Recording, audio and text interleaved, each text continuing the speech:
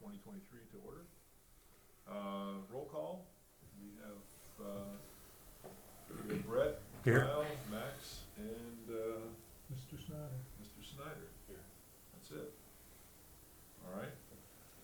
Welcome everyone to the Board of Adjustment meeting for Pender County. We're going to hear one case today, variance 2022-13. Before we begin, it's important for everyone to understand some facts related to this meeting. This is known as a quasi-judicial proceeding, which means it functions much like a court, where one individual's rights are determined. Only persons who can demonstrate that they will be affected by the outcome of the decision are allowed to participate as parties in today's proceeding. Testimony will be limited to only those issues concerning whether the variance or appeal application should be granted, modified, or denied under the Unified Development Ordinance and state statute. Persons providing testimony shall have standing in accordance with the North Carolina General State Statute 160D-1402. The purpose of the hearing is to gather relative evidence that we can make a decision that is fair to the applicant, neighbors, community, and respects the procedures and standards established in the Unified Development Ordinance and the North Carolina General Statutes. Are there any board members who feel they cannot sit as an impartial decision maker in today's proceeding? No. If not, we will continue with the meeting. All right, thank you very much. Now we'll do our invocation, pledge of allegiance, and if you remain standing for a few seconds afterward as well, we appreciate it. Thank you.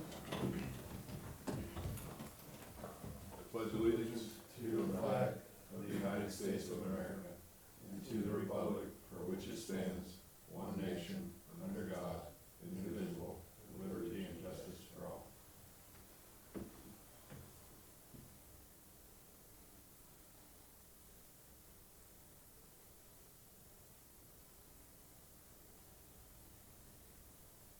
Okay, thank you very much. Okay, we have an agenda in front of us this morning. Does anyone have any changes to the agenda, or can we move forward with it? No changes. I'll make a motion to adopt the agenda as All presented. right. I have a motion. Do I have a second? Second. All right, all those in favor say aye. Aye. All right. Minutes of our last meeting from December 14th, 2022. Yeah, there was a lot of conversation. I think reading over it, it seemed to capture it just on the high level points of what the questions are, and since it was tabled, there was no action, so I'm good with it. You're good with them? All right, I have a motion to accept the minutes. I'll second that. We have a motion and a second. All those in favor? Aye. Aye. All right, minutes are official. Public comment, is there anyone here from the general public that would like to address the board this morning? No? All right. All right, let's get right into the variance. Variance 2022-13. And we will hear from staff initially. All right, go ahead.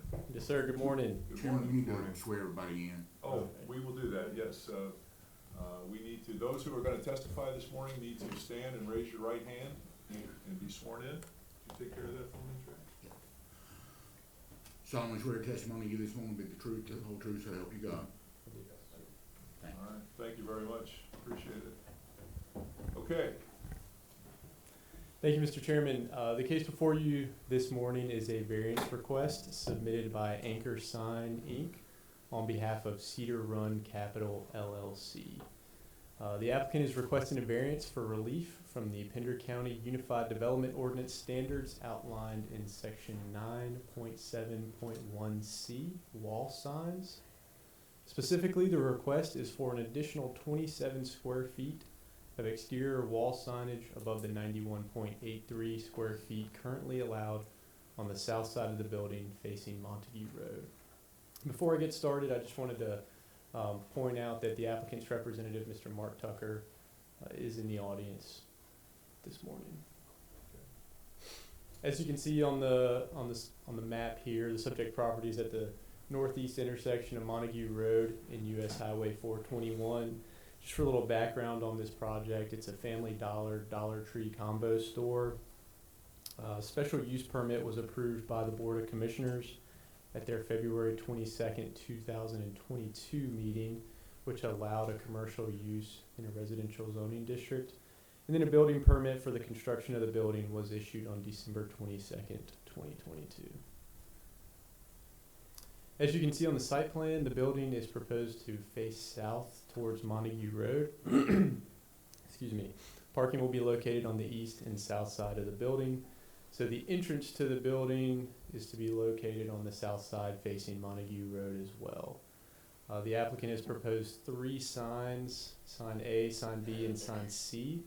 Sign A and B are side by side right above the entrance, and sign C is a freestanding sign at the intersection of 421 and Montague Road. To provide a little bit of context, this was in the applicant's narrative and in the staff report as well. I was unfamiliar with a Family Dollar, Dollar Tree combo store, so just to provide a little bit of background, and the applicant may speak further to it.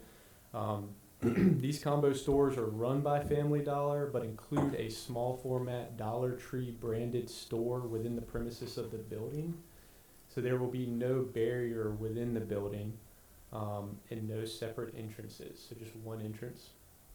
And because this is a combo store, the applicant is proposing 2 separate signs, both a Family Dollar and a Dollar Tree sign. And so that will look a little bit like this rendering here. So the language specifically from the UDO states that a permanent wall sign shall be allowed for each separate business establishment, provided the total allowable sign area for the wall sign shall not exceed 1 square foot for each lineal foot of building wall facing a public street. Might be a little bit difficult to tell here, but this site plan shows that the south-facing side of this building is 91 feet 10 inches long, which translates to 91.83 square feet in allowable wall signage facing south towards Montague Road.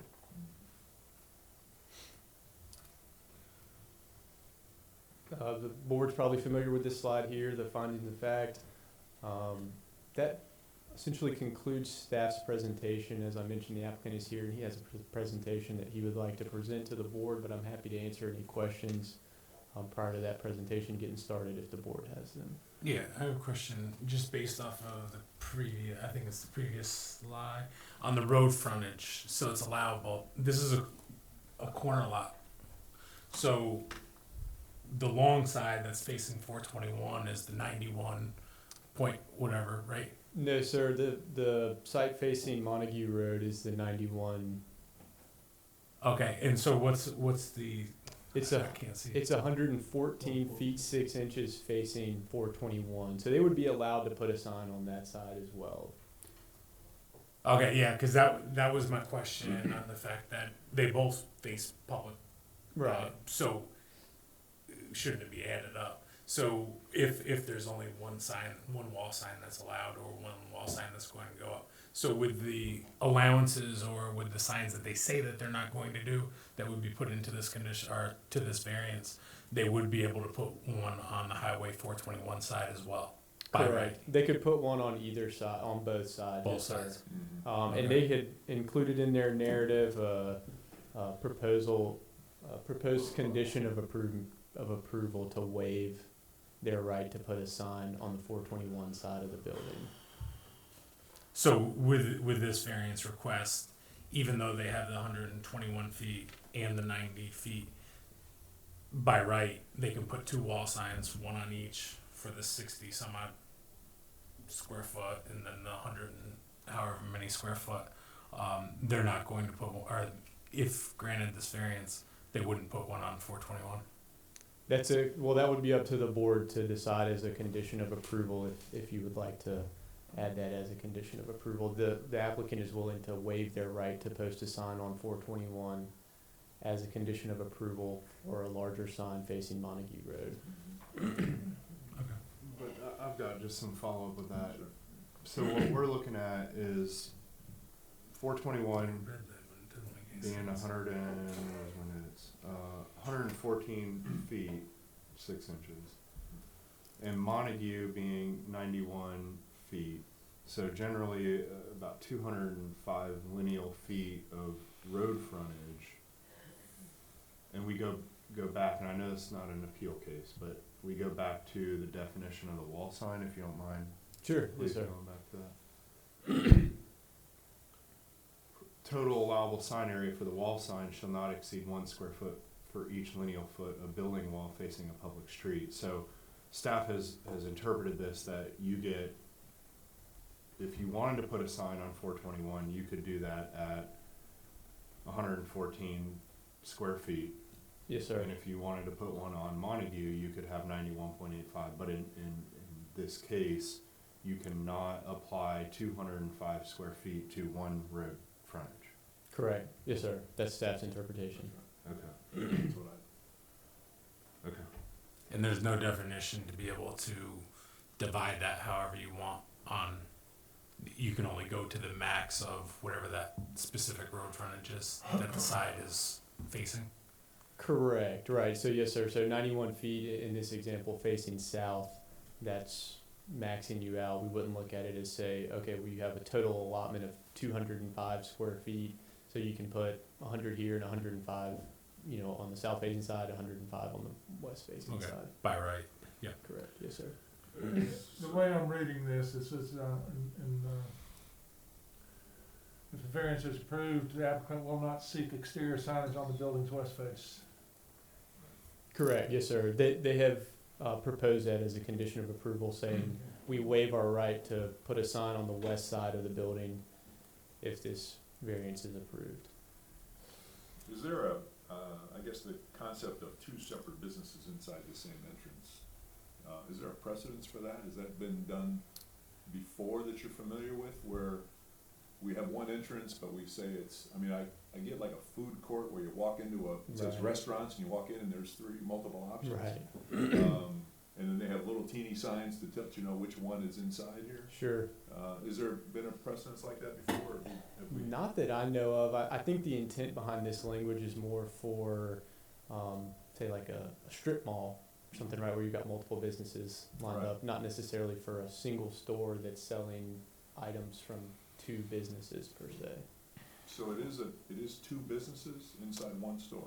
I don't want to go Yeah, too far down No, that just road. for your of interpretation, complication. because obviously there was some of those decisions had to be made when you interpreted Yes, they sir, let us it's- get here to begin with, so why Right. don't we, maybe we could Sure. ask that of the applicant too. But I think that would be it, the applicant. Right. Now, I would say there is a trend that might address that, where you've got some sort of typically fast food that's part of a Right. convenience store. That's right, That those are, now, they also usually though have separate entrances. entrances, yeah, or smaller signs. Yeah, Right, yeah, so no, that's but what I'm just saying, yeah, that's Right. a, This is kind of that's what, I wondered if we'd ever done this before. Not that I'm So, aware of. okay, all right, thank you very much. Yes, sir. We will hear from the applicant. This is Mr. Mark Tucker. Mr. Tucker, okay. Good morning. Please Morning. state your name and your affiliation and all the good stuff so we know who you are.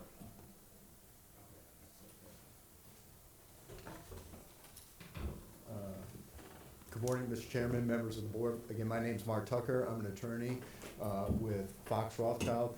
And then here with me this morning is Collins Corbett. And Collins is here, he is with Anchor Sign. And so we're both here to answer any questions that you might have and then to share some additional information with the board regarding this project. Before I get started with going through some of the slides, I did want to quickly address a couple of the points / questions that did come up during staff's presentation. The first one is that I'd like to confirm with respect to the number of signs. And Mr. Adams was correct that with respect to the wall sign, we are asking for the variance with respect to the south-facing side of the building. A sign would be permitted under the UDO on the west-facing side of the building, the side facing 421, and we will agree as part of our variance request, if the board is so inclined to grant it, that we would not put a sign on that west side of the building. In addition, under the UDO, we'll talk more about this momentarily, the site would be permitted for 2 pylon signs or pole signs, if you will, again because of the dual road frontage. As part of our variance application, we would also stipulate that we will do just one sign as opposed to two. And I'll come out with that additional information in a minute. There was a question regarding, this is a co-brand store. It is a Family Dollar, Dollar Tree. There was a question about precedence.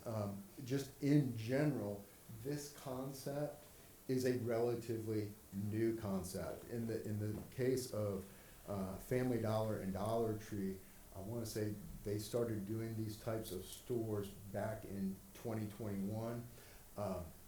Just from my own personal experience, and you may have seen these as well. It's kind of similar to Dunkin' Donuts and Baskin Robbins are doing the same thing. Oftentimes you can go in, you can get your donut and your coffee, and you look to the left and there's your ice cream. Same thing with Taco Bell and KFC. You're starting to see those co-branded businesses in the same structure. So in this case, in this store, there's one building, there's one entrance, but there's two brands. You have the Family Dollar brand and then the Dollar Tree brand, and both will be operating in the store, in the store. There's not separate checkout, there's no wall internally dividing, but there are two distinct brands occupying the same space.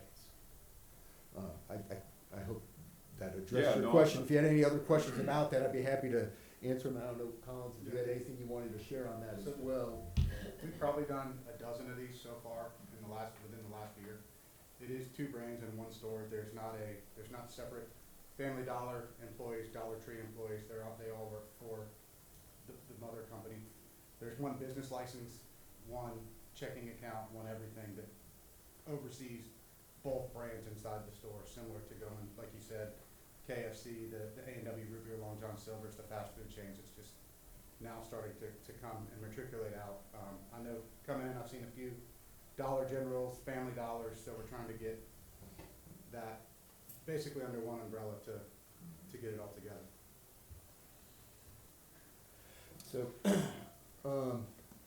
as you heard, and I will disclose to the board, with some of my numbers, I tend to round up. So if, for example, if it's, round up to the highest number for my numbers, and for the ease of my ability to do math.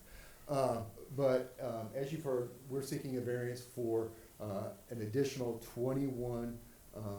7 square feet of exterior wall signage that is on the south-facing side of the building, where we would, based upon the dimensions of the building, we would be permitted currently for 91 square feet. Now, when we were looking at the ordinance, and there was a discussion about the total signage allowed. So if you were looking at both the west and the south-facing aspect of this building, if you were to combine those numbers, what we're really doing is we're actually reducing the amount of available signage, total available signage, by about 90 square feet, or about 44% of what we are permitted. With respect to the pylon sign I mentioned, and we'll discuss that here shortly, it is a 5 by 10 sign. That actually amounts to a reduction of about 135 square feet of what is currently permitted under the UDO. And again, that's a total figure. The property, as you saw, it's located at the corner of 421 and Montague Road. It's approximately 3.9 acres. The property owner is Cedar Run Capital, and as we've discussed already, it's going to be a Family Dollar, Dollar Tree combo store. Again, there's the site plan. The building itself totals 10,500 square feet, and again, approximately 91 and a half feet facing Montague, 114 facing US 421. As you've heard, that is important because it goes to determining the amount of signage and the size and location of the signs. So Article 9 of the UDO governs, governs the design and construction of signs. And I wanted to bring this up specifically because one of the requirements of the variance, or that we have to demonstrate, is that the variance complies with the purpose and intent of the UDO. And so this is what we have here, and this is the stated purpose and intent of Article 9 is to regulate the erection number, area, height, location, type, and maintenance of signs. And then I've highlighted here to promote the health, safety, and general welfare of the public and the orderly development of the county by protecting property values and providing adequate signage for businesses and motorists, protecting and enhancing the impact, appearance, and economic vitality of the county. And for our purposes, it's this combo store. And so it's the idea that we are essentially going to be having a Family Dollar and Dollar Tree sign on that facade.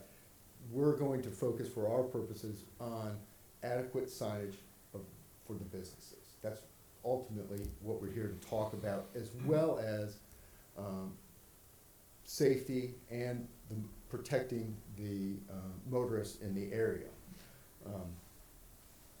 As you've heard, for the wall signs, you get one square foot for each linear foot of the building. That's 9.7.1 C1. And then, there we go. And then of that section, the A1A and A2A provide for calculating the square footage for the pylon signs, which, as I said, we're gonna stipulate to just one. So, under the UDO, as we've talked about, you get approximately 92 square feet facing south, 117 on facing 421, and then the pylon signs, there would be two of them, 76.8 square feet facing for the south facing, and then 108 facing 421. What we are proposing, just to confirm, is one sign of 118.83 square feet, and then one pylon sign of 50 square feet, which would ultimately be on the southwest corner of the property. And again, what we're proposing is to utilize only 56% of the available total wall sign space and only 26% of the available pylon sign. Quick Yes, question, sir. if I may interrupt. But the pylon sign, there's no requested variance. You meet the standards for that. You're just Trade-off. willing to Well, you condition. could have two of them and you're willing to just put one in. That is absolutely But the one correct. being proposed is technically compliant. That, Okay. that is correct. So, Okay. yes, and I apologize if I was a little bit No. confusing. Oh, in that no, you're respect. fine. The variance just focuses on the wall sign. Okay. And when I'm sharing this information, I'm talking about like our total proposal. Sure. Yeah. Because ultimately, what I'm gonna stress here in a moment is through this variance, we're actually agreeing and seeking to minimize as much as we can signage. Yeah. Whether it's the combination of the wall sign with the pylon sign. We are doing, and Collins will be able to speak to this in a moment, we're gonna try to create the smallest footprint we can, while at the same time obtaining adequate signage for the business.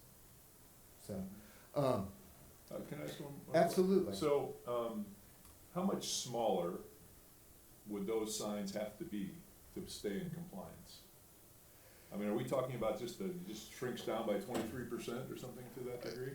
So, I'm gonna let Collins address that, and actually that's coming up with the very next slide. So it'd be kinda nice to see, this is what you'd want, this is how much smaller it would be if it was in compliance, this is how much bigger it is with the variance. So I'm kinda just interested to see, from my own perspective, how that would visually impact me if I was a motorist driving down the street and seeing that. Yeah, and that's the crux of the matter. Right, and they, exactly. And they have that good insert in there. Right. And I've got talking point once we get into discussion, because 13 years ago in Carolina Beach, I was on planning and zoning where we did 5 or 6 meetings over the course of a year and a half, dissecting and building, and that was the big thing, was about where the signs were, what the traffic speed and safety. And I safety read is all that. is paramount. Yeah. So that's an excellent question, and I don't know that, we don't have like a side-by-side comparison prepared for you, and we will speak to the proposed signs. As you've seen already during staff's presentation, it's a dual sign, a side-by-side, Family Dollar, Dollar Tree. So kind of getting to your question, what we have here is the actual dimensions for the proposed sign, and with respect to the Family Dollar, you're looking at approximately 30-inch letters. So like the F, for example, is 30-inch. The D below it is 30. And then when you move over to the Dollar Tree sign, you're looking at approximately 25-inch letters. Now, I will let you know that within the Family Dollar or Dollar Tree portfolio of signs, if you will, what we have here with the 30 and the 25-inch signs respectively, those are the smallest signs or smallest lettering for signs that the Family Dollar and Dollar Tree businesses utilize. Are you able to crunch? I just tried to do math as quick as I could on it, and I apologize. It'd be almost a 10-inch drop in the letter height to get it down. So you're talking a 20-inch Family Dollar and a 15-inch Dollar Tree, which would be coming from 115 feet off the roadway. So it's about a third, Yeah, it's gonna reduction at about a third of the size. It's gonna be super small when you scale it down, because you have to scale down. Everything. Family Dollar would go Right. at one height, and then with the angle and the kerning and the Dollar Tree, it would be still dramatically smaller than the 10 inches to get in that area. Okay, thank you Does for that doing answer that. your question? Certainly a perspective that I can kind of visualize and see.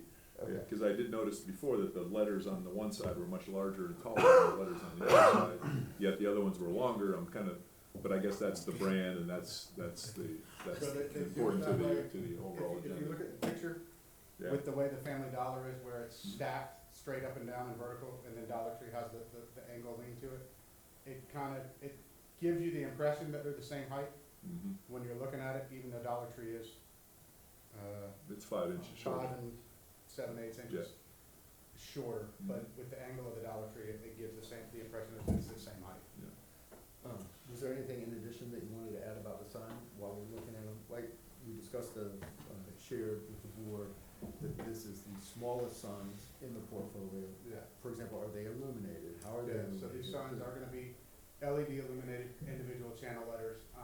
We did confirm that we are gonna have these signs, just to be good stewards of the community as well as the neighbor.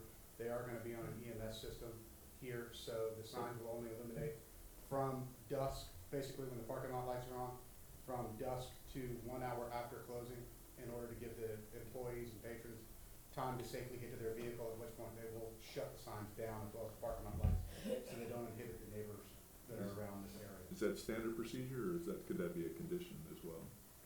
It's dependent on the site. Trying to be good stewards, we're making it standard procedure for this site. Okay. Is there anything else? Was that condition in I mean, that could was be that a- condition in the That's not a SUP? condition that's there now, but we could Okay. add it as a condition if we were to, okay. And then just for your reference, I've included, although this is not part of our variance request, this is the pylon sign, it's the 5x10 sign. As you know, the board is authorized to grant a variance if the variance is in harmony with the general purpose of the UDO. I would submit, and as you have already heard a little bit, that this variance request is in harmony with the stated purposes of the UDO. The purpose for this sign is to provide adequate signage for the businesses. And in this case, it's necessitated by virtue of the fact that we have a combo store. We have two businesses occupying or working in the same building footprint, and it's to provide adequate signage for the businesses. It's to provide adequate signage for motorists, for individuals to be able to see. And then also, one of the other aspects of this, as I've indicated, our willingness to forego other available or additional sign options facing 421 and the pylon sign. We will be reducing the site by total about 50% if you combine the pylon and the wall sign. But we're eliminating artificial light. We are enhancing or attempting to enhance the overall aesthetics of the property, of the building, so as to minimize any sort of impact on the community as a whole. In addition, under the UDO requires that the variance cannot be the result of our own actions or for a strictly economic reason. The reason why we are seeking this variance is driven by the location of this building, where it has to go at this site.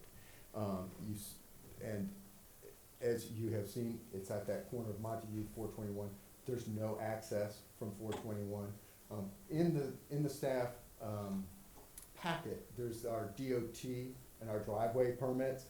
The driveway's going where it's going. You can't have that driveway immediately adjacent to the at the corner near the intersection. It is what it is. And then as far as for an economic reason, it is not driven by an economic reason. This is about adequate signage.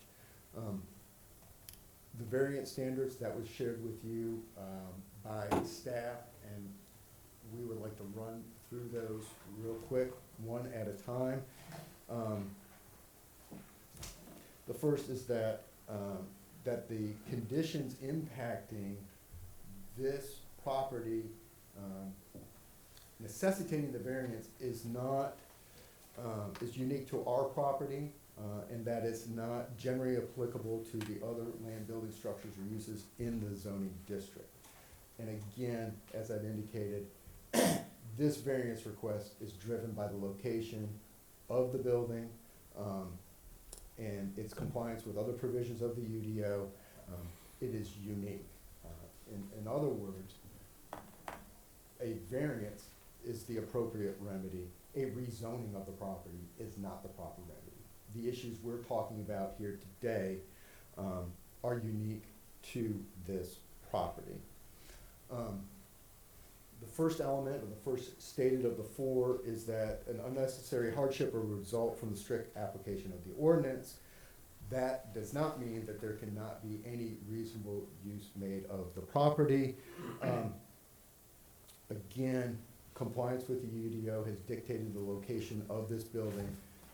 We are proposing one sign on the south-facing facade. We're foregoing other available signage, and that the location of the building is about 150 feet setback from Montague Road. Collins, do you want to comment on how the signage works when you have the building setback and how the importance of this? Can you go to the site plan side that you have with the Yes. landscape plan on it? So when you're coming down or up 421, even into Montague, and you can see the building itself, with the way it's set back, we don't want people going 45, 35, 45, 50 miles an hour, jumping over 4 lanes. We want to be able to give them the biggest visible line of sight we can to have them safely turn into the establishment. There's also trees that we're planting to stay within the landscape plan that's been approved in front of the building. You can see crepe myrtles as well as cedar trees that are going to get 10 to 15 feet. The cedar trees themselves will get 10 to 15 feet in height when fully mature.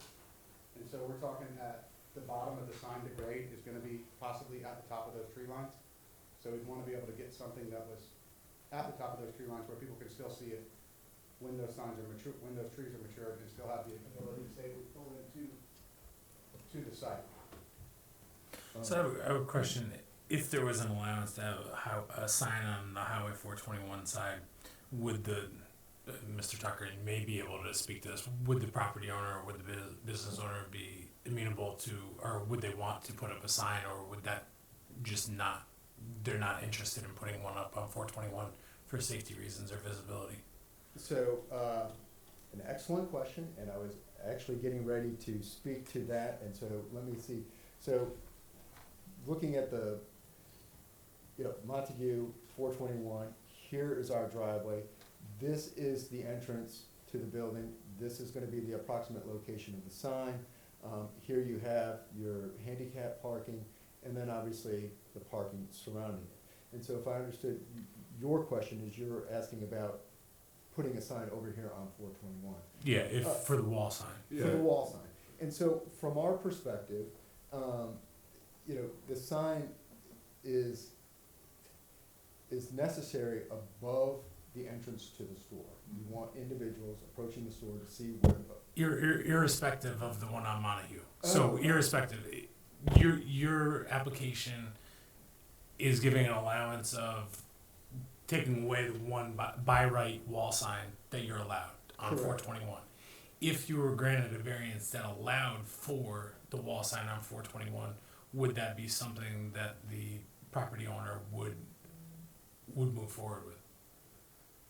So you've made allowances where you're going down to one pylon. Correct. So, and I agree that the one pylon in the southwest corner, Right. that would be able to get the traffic from both ways. Right about here. And then you are giving away the one wall sign on the highway on the west side on 421 to be able to get the variance, because you're trading out. This application is very nice and a breath of fresh air on the fact that you have given allowances with asking for things, which many applicants don't do when they come in.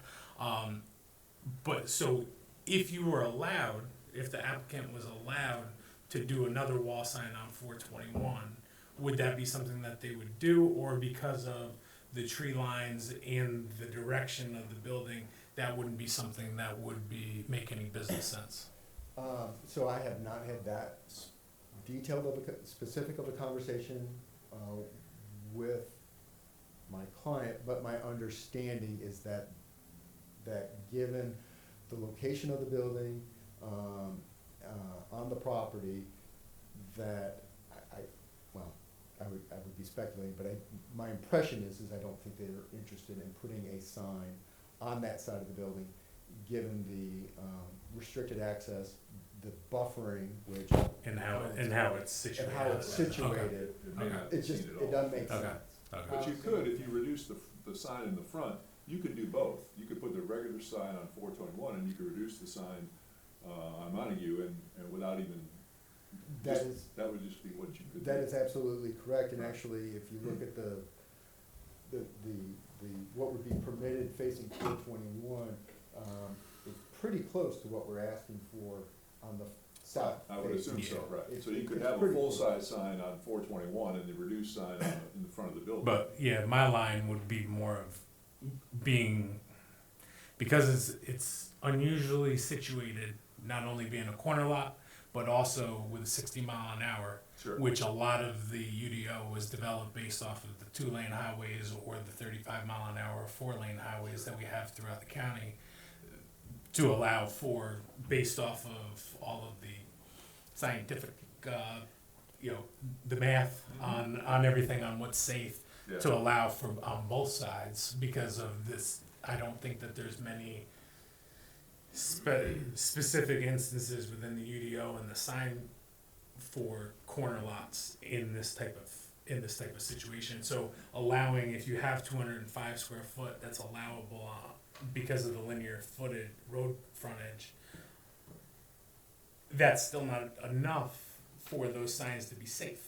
No, from, yeah, and that's where I was No, I going, get was it, yeah. not just the 118 square foot on the west side, on the south side, but by right, you're allowed another wall sign, and if the board would think that that was okay to allow for something that was safe on that side, but if the situation of the building where the driver, the vehicular traffic couldn't see it anyway, it wouldn't make any sense. I think with the driveway entrance coming off of Montague Road, traditionally, and I can speak for myself, my wife who gets lost going to Walmart, and she's lived in Charleston for 25 years, she's turning in where she sees a sign. Okay. So if you're coming 60 miles an hour up, down 421, you see a sign for Family Dollar, Dollar Tree, and there's not a turn in to get there on that side, I think it's gonna be more of a safety issue than it would be on having it on the front, where people are trying to come up or down and turn in there, and there's no entrance. They have to go down, cross their lanes, do a U-turn, come back through, and all that. So I guess I'm, as I think about the future of travel, and people's using GPS as it is now, or using, your map service to guide you to, you wonder if they would just say, well, there's the Family Dollar on the left-hand side, or they actually take you to where they know the driveway is, which is clearly not necessarily the case. They just show you, there's the building on your left, and then you might, be able to understand really, where is the building, I don't see it, I'll turn left, then I see it. Or maybe you see the pylon sign, I don't know. And so that's the rationale with the pylon sign being on the southwest, where that's closer to Gives you where an the turn idea, is. okay, we Yeah. probably have to go up this far before we turn left to be able to get to the driveway. And I would imagine after the first or second trip, people know where they're at anyway, and so anybody who's a repeat customer isn't gonna really benefit significantly by the signage, because they already know where they're going. it's the people like me that came in last night trying to find dinner, and like you said, Sure. GPS, Longhorn Steakhouse, Yeah. and it took me to the shopping center, Oh, but it still took me 15 minutes of driving around the shopping center in Wilmington you were in to Mayfair? find, Yeah, you were in Mayfair, I know that. to find the Longhorn Steak. And I'm Right, like, where well, my in wife the knows world- her way around the place like crazy now, and I don't even know how that happened, but. I she wound up at a does. movie theater and didn't know where I was going, so it is, the GPS will get you in the vicinity, Right, but it's not gonna get not you gonna to get you the to the spot. establishment. No, I get it, yeah. That's what I'm just, it's all part of the same discussion, yeah, I get it. Okay. The next requirement for the variance is that the hardship results from conditions that are peculiar to the property, such as location, size, topography. I will submit that we have had I think a thorough discussion about the location of this site being a corner lot, its location, and then the challenges that it presents with respect to the signage, proper signage on the building. So I will not rehash all of that at this time unless there are some additional questions about what we've already discussed with respect to the location of the property, its access off of Montague Road, and the location of the driveway. The next requirement for the issuance is that the hardship did not result from actions taken by the applicant, and that does not necessarily mean that just because we acquired the property knowing that we may need a variance, that is not considered an action taken by the applicant. We're not here asking for forgiveness, we are asking for permission. This is not a situation where we have already gone out and built the sign or in non-compliance and now asking for permission or for the variance. Again, this variance request is driven by our request for adequate signage for this combo store, and the location of the store and its compliance with the UDO requirements and whatnot. Actions by the applicant are not the reason for this request. And again, I would rely upon our discussions up until this point in support of that. The last is that the variance is consistent with the spirit, purpose, and intent of the ordinance such that public safety is secured and substantial justice is achieved. Again, as we've discussed, one of the purposes of the sign ordinance is for adequate signage for a business. We have discussed that at length. Some of the other stated purposes, though, are for the safety of the motoring public and for the public in general, as well as maintaining the aesthetics of the community. with respect, I will come back to the motoring safety in just a moment. With respect to this last point, is there anything that you wanted to add that we have not already No, I mean, I discussed or think we wanna highlight again? I think with we've covered respect most to of it, where we are trying to come into the community and be a partner with you all and make the store as well as the sign be as aesthetically pleasing as possible with quality construction artwork, not something that's gonna, basically a long lasting, you don't wanna see letters falling off the sign 2 years from now or faded faces and stuff like that. So it's something that we take great pride in with Dollar Tree and Family Dollar and doing the quality construction of their signs. Having them illuminate with LED as opposed to open face neon where it's not blinding everyone, where they do shut off an hour after closing just so everybody can get to their vehicle safely, everything's shut down. We're not trying to affect or provide any kind of hardship towards the community or the neighbors surrounding the business. I wouldn't say that they wouldn't fall apart. We get a lot of hurricanes and tornadoes around here. I've grown up in Charleston, so I'm accustomed to it, but I mean, they're not gonna fall apart from Yeah. any wear and tear. God's hand is completely different. Just a question for staff. This was originally a rezoning first, right? It was rezoned from, No, sir, a special use permit was Special issued, use so permit. it's residentially zoned property, Right. for this commercial use, a special use during that permit was process, issued. was there any residential public, participation going, hey, we don't want this here, we don't want these signage, any of that, or was that? Not specific to the signage, there were conversations about the, wastewater disposal system, that was the crux of any But points of not its contention. presence or its signing, and none of that was, really traffic, any of that was a big issue with them, just more, Not to my knowledge. okay. I think there may have been There was some traffic. general discussion about, having a commercial, there, and again, there was some stuff that frankly wasn't particularly relevant, that as always comes up at public hearings about, there are 2 other dollar stores within a couple miles, Understood, well, yeah. which is irrelevant. Right, exactly. Whether, so I just wanna, I'm just trying to be complete about Sure. the answer. I understand, I appreciate that, thank you. Cause yes, there were some, and, people with economic arguments and all that, but yet that is not before you today. Nope. If you heard it at the time, I would advise you to disregard it, that's not the issue. Yeah, understood. The last point that I'd like to share with the board concerns motorist safety. And you may have seen from the packet that has been submitted that we provided a letter from a North Carolina engineer, Mr. Thomas Latham. Unfortunately, he was not able to join us today. But to highlight his letter and his conclusions, what essentially what he did is he looked at northbound traffic on 421 where the speed limit is 60 miles an hour, and the ability to see the store, see the sign, and then a calculation of the ability to perceive, react, and then safely navigate effectively a right-hand turn on the Montague to then enter the store.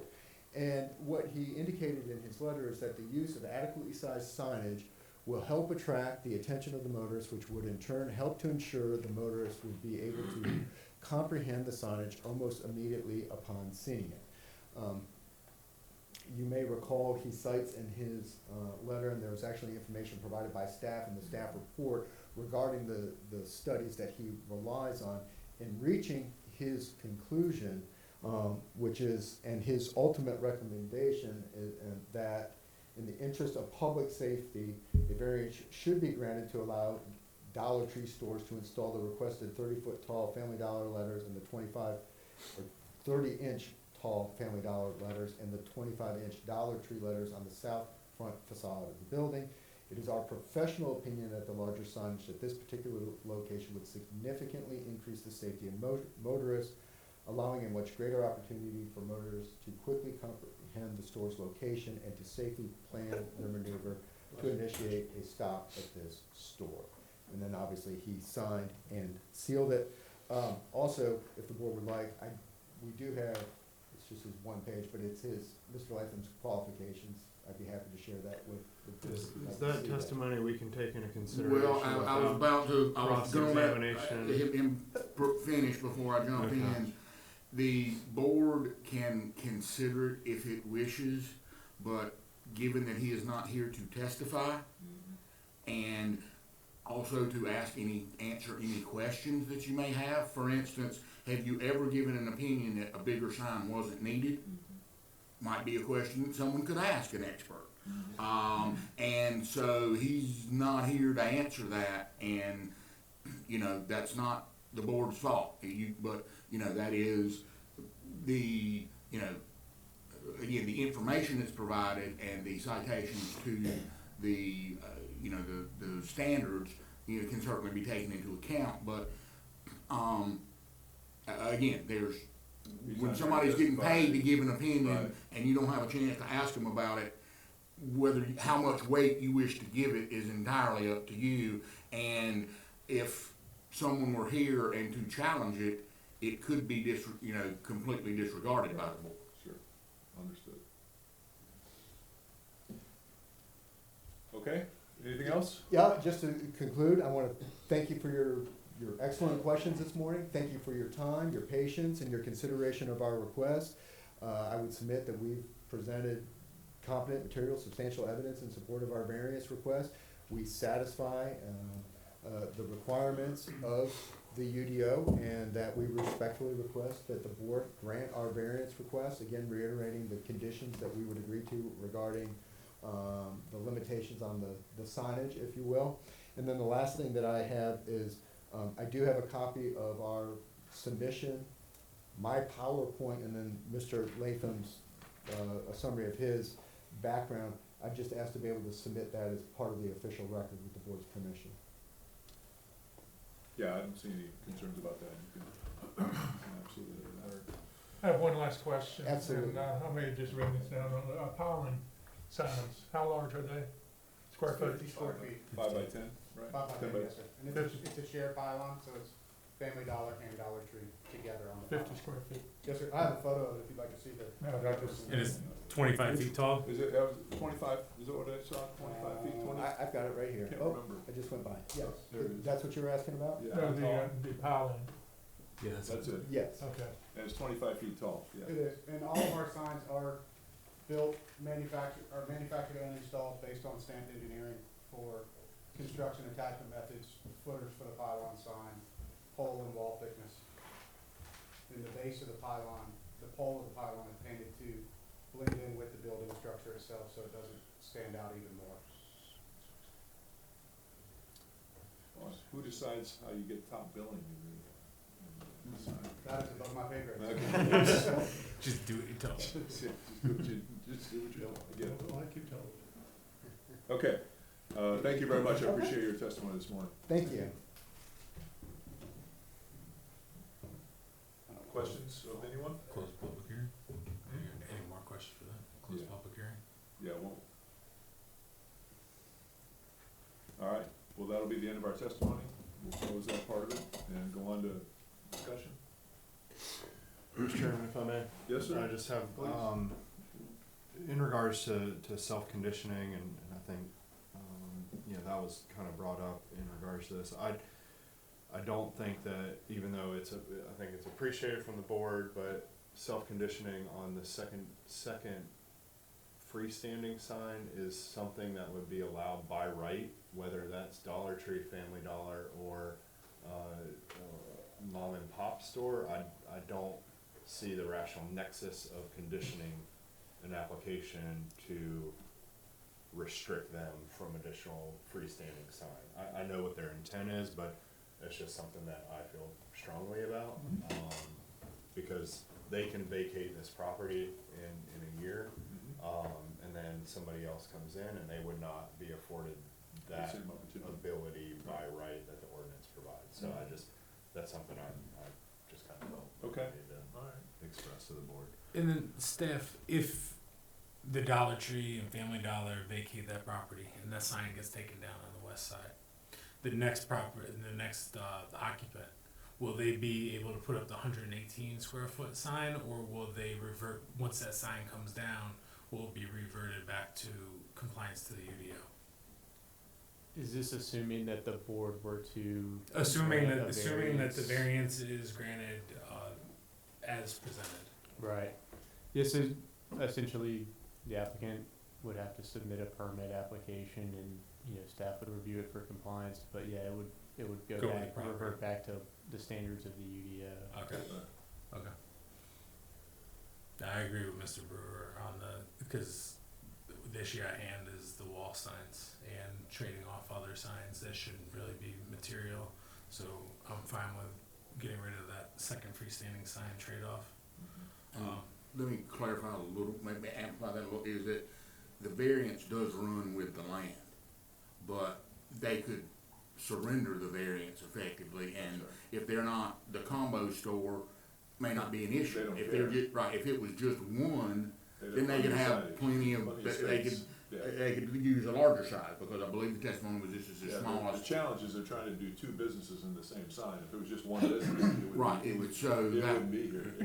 But I'm just saying, right, if they, you know, and that also means they don't have to come back in Right. if there's a change in ownership and, you know, through one of the, you know, something that goes on, it still runs with it, so. Yeah, and I don't wanna say a bad word, but if Dollar General bought this out and they became the mothership of the dollar store craze, they would not be able to come in and put up a sign, if that condition was applied to this variance, would not be able to come in and put up a sign on 421 side of the building. And that one question for the board. So there's 205.5 foot linear feet. Yeah.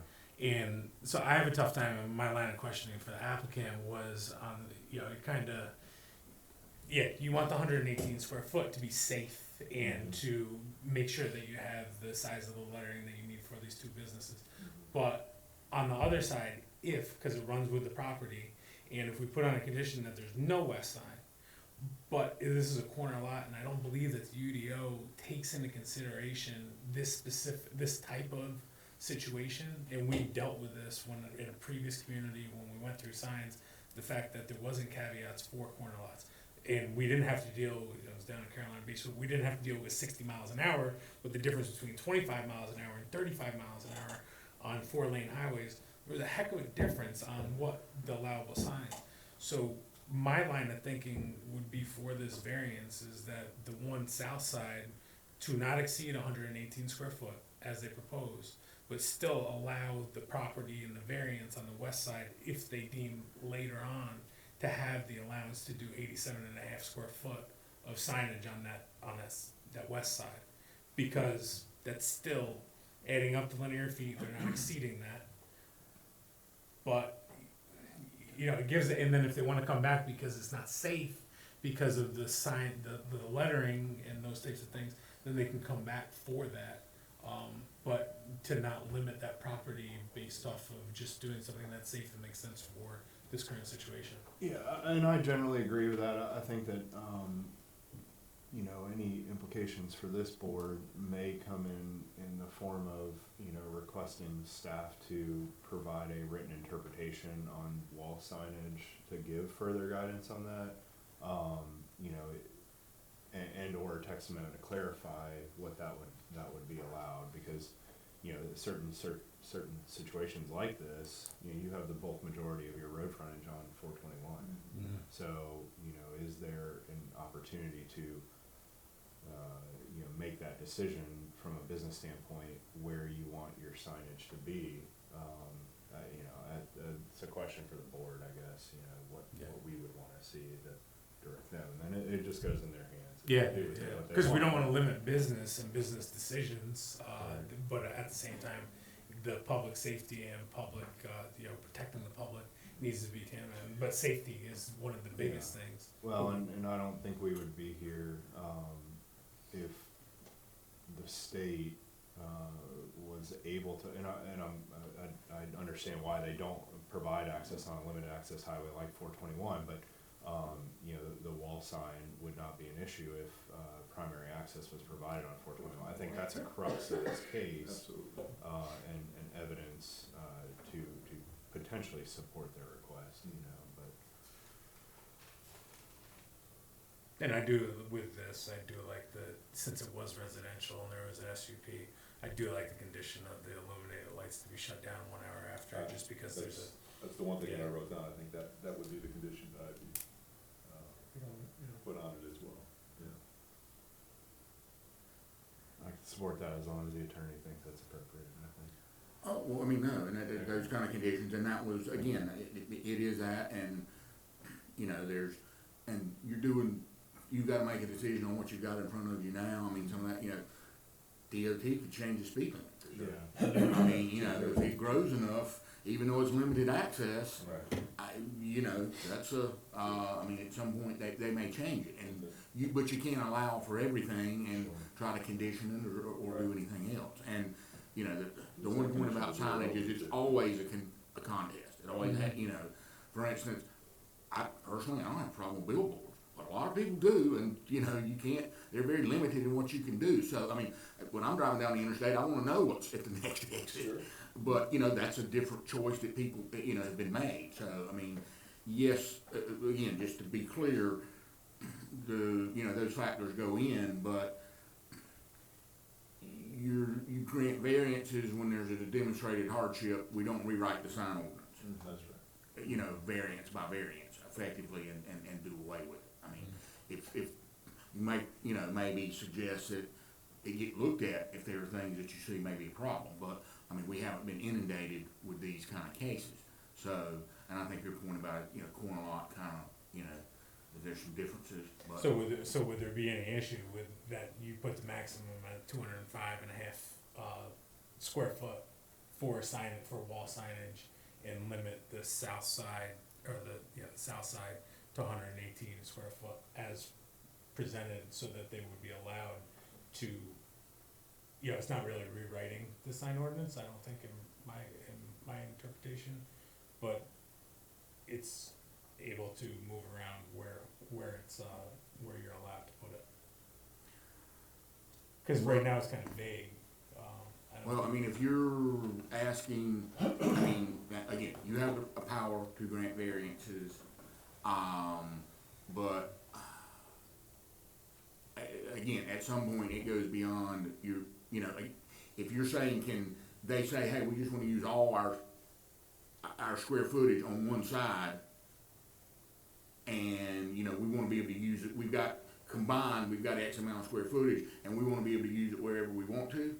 Yeah, no, I would very strongly urge it, because that is rewriting the ordinance. Right. Could you have that in an ordinance? You absolutely could. And I believe there are places that do that, you know, it's kind of like, you know, other districts where you've got, you know, like residential performance, you're gonna get 100 units here, or X number of square feet, and you can set it up however you want to, as long as you stay within that footprint. We don't care. And so, I mean, there are times where that's happened. That is not the way and sign ordinances are normally handled. You know, that there's so no, I mean, that would be a little more than, and it's not what they're asking for. No. So. Yeah. Okay. You have any further questions? All right. Brett, any questions? No, I mean, that's my only question, is if the board wants to just do straight on what was requested on giving the 118 square foot on the south side, and then with the one condition of you know, illuminated lights shut down one hour after close, and also with the condition that the no west sign, or eliminate the west sign and then cap the west sign at that 87.5 square foot. Unless they came back through, that would be my only question. I would be comfortable with, I mean, conditioning the additional wall signage as they presented, just to cut it out. Cut it out. Specific to the application, I think that's where I would go with it. And then leaving the second piling sign, if. Yeah, that I don't think That's has their discretion. bears a lot of relevance to this specific request. Would you like to make a motion? Sure. I'd see three folks looking over at me. So, I mean, yeah, no, I'll make the motion to grant the variance, based on facts presented through testimony given to the board, as well as the additional. Well, that's within your facts, Mr. Attorney, in regards to DOT driveway access only being allowed on 421, which is consistent with the health, safety, and general welfare of the traveling motorist. In addition to that, I would request we condition the application to only allow the requested square footage on the Montague Road side or the south side of the project application, and no additional wall signage be allowed on the west side or 421 side of the building site or the building. And I think that should conclude my motion. Illuminated lights. Oh, excuse me, and then Illumination from dusk to 1 hour after conditioning closing. elimination of the wall sign for dusk to 1 hour after store closing to allow for safety of employees and patrons. One thought on that, just, and I should have said it earlier, I apologize. How early do they open? 9 AM. Oh, okay, and that shouldn't be, I wasn't sure, you know, if they were gonna be opening at, you know, But- yeah, 5:30. And actually, an earlier question is, would Black it ever Friday be, is shot would it ever be a yeah. 24/7 facility? Would it ever be As open? of right now, it's not, I can give you the exact hours. I'm just curious, is it, what if they went 24 hours? I guess then they would never close, right? Yeah, I just don't, if they're open, you know, before dawn. 8 AM. And just a question for the chairman, can we have them clarify if they meant sunrise or sunset for when the lights are activated? Is Yeah, that- dusk would be sunrise So dusk, to, 6 AM, 5, you know, whatever that would be, It would be, it's a photo cell and a timer, so okay. you would, the signs would automatically turn on at when the sunlight was illuminating enough not illuminating enough to turn them on, so 5:30, 6 o'clock, unless it was severely overcast or dark day. So photo cell, and then there's an EMS system automatic timer where 1 hour after closing, it shuts them all off. Okay, Thank you. that's the condition. Yeah. Sorry, I wasn't, if they were That's all opening right. at 5, I didn't want, you know, Sure. that to be a problem. I'll second the motion. All right. We have a motion and a second. Any further discussion? All those in favor say aye. Aye. Aye. All those opposed? No? All right. Granted. Thank y'all. Thank you very much.